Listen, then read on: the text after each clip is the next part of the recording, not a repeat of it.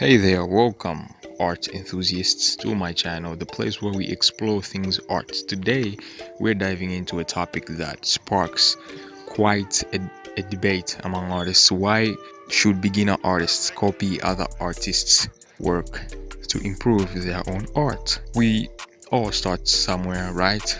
When we're just beginning our artistic journey, it's common to feel overwhelmed or, unsure about where to start. But fear not, copying other work of established artists. It can be a valuable learning tool. Before we go any further, let me clarify one thing.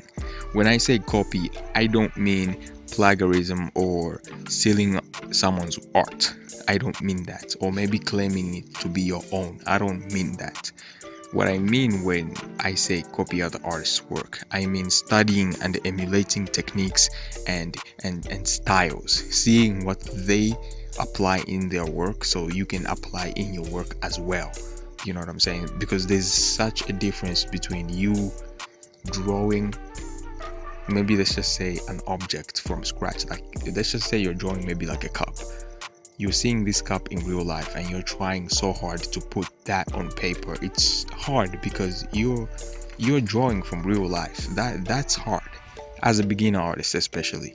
But if maybe like a professional artist draws that and then you use their image as a reference, it's much easier because you can see where, to start basically. Once you've observed and studied their methods, it's time to apply what you've learned. Start by recreating a piece by the artist you admire step by step. Don't worry about making it perfect, focus on understanding the process and techniques. So, copying other artists' works allows you to explore various styles and approaches, giving you a broader perspective on art versus a whole.